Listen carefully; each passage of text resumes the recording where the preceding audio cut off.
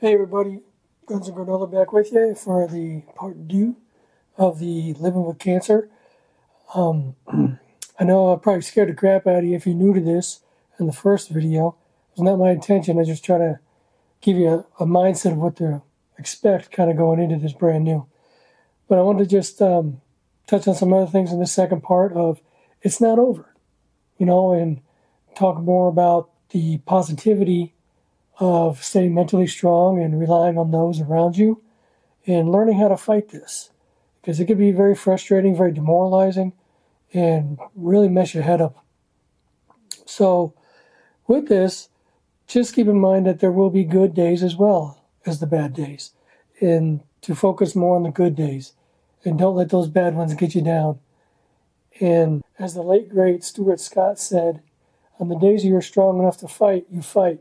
And on the days you are not strong enough to fight, you let others fight for you.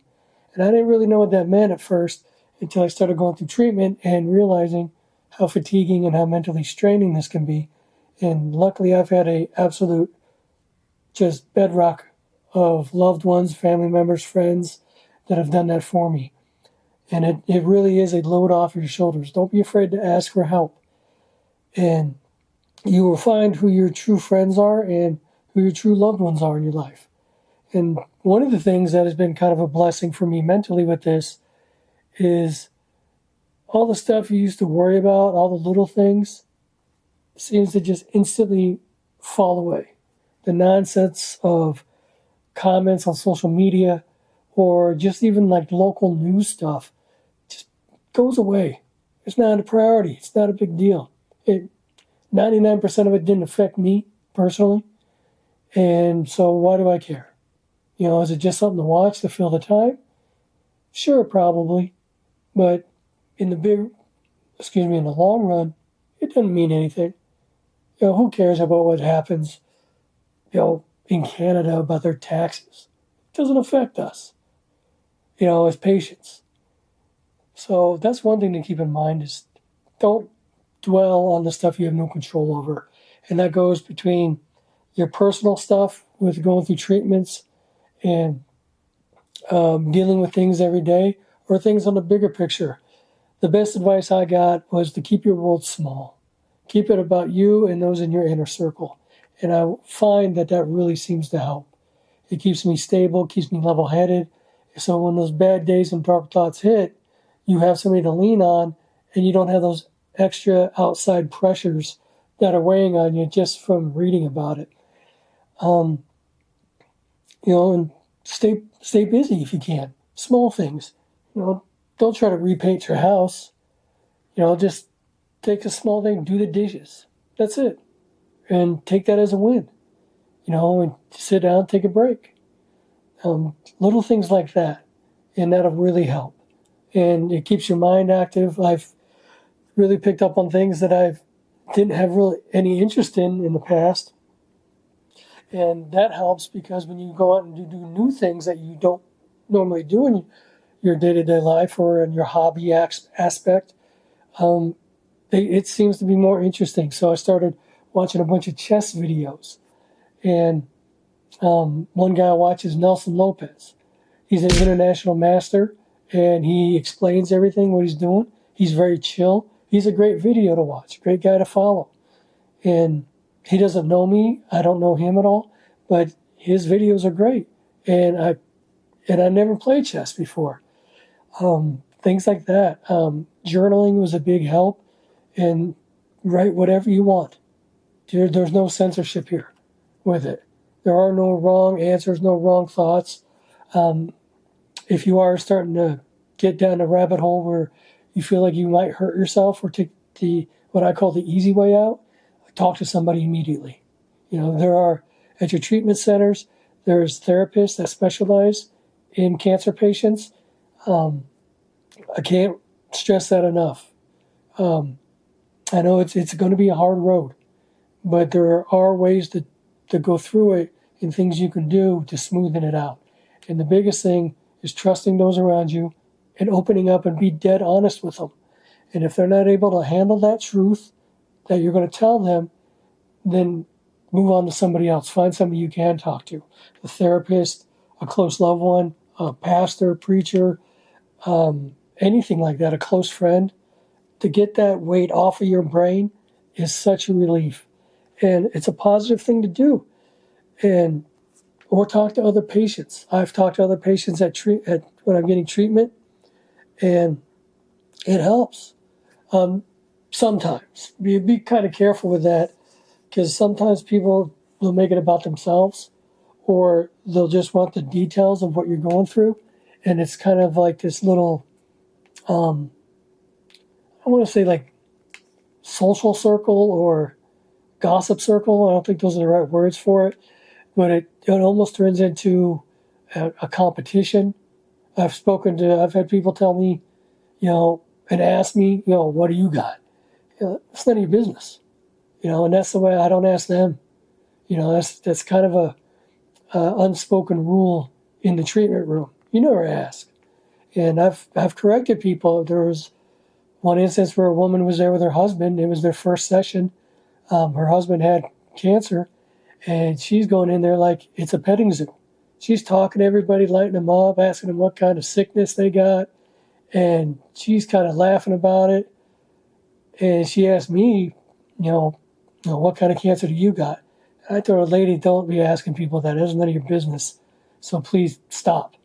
And she turned away from me, gave me a little look, and like she was offended. And she turned away from me and just continued on doing that with other people.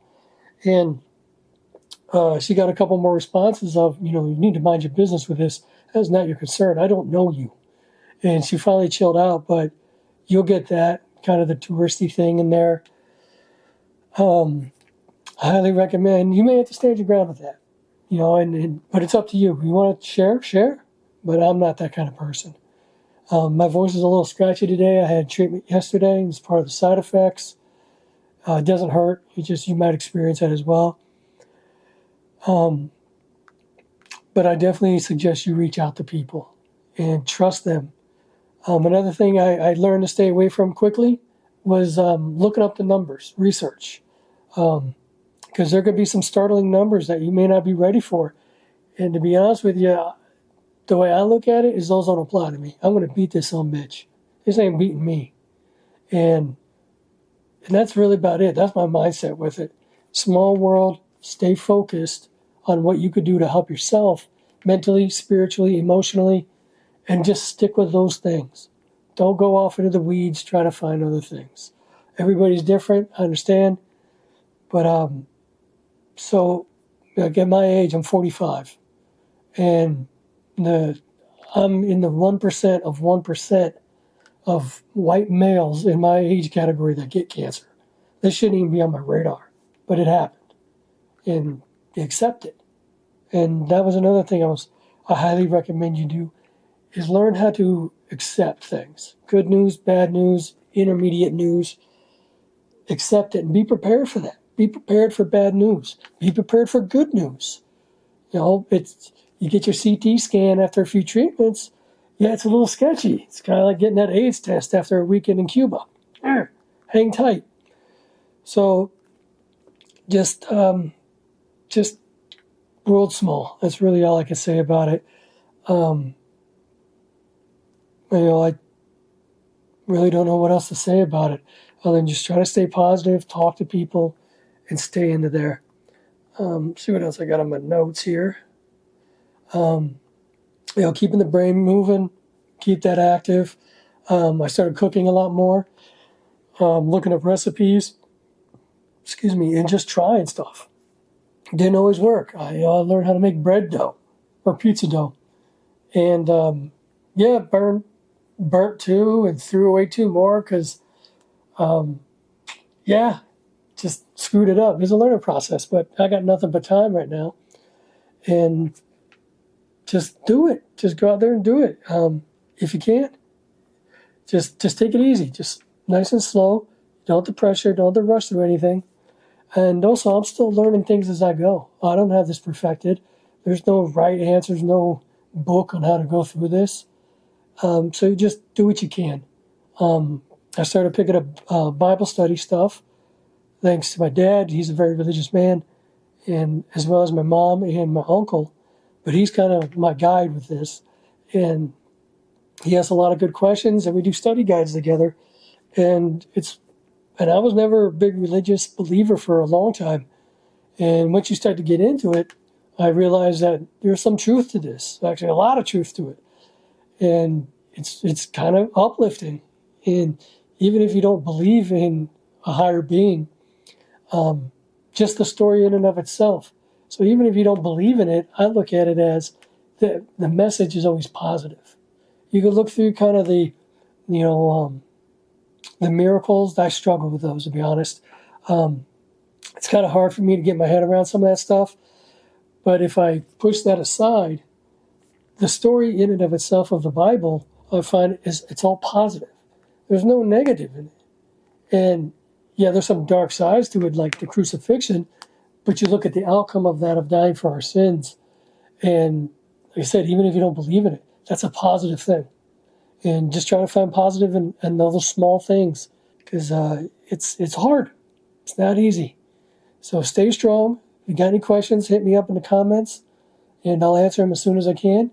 But you all have a great day and take care.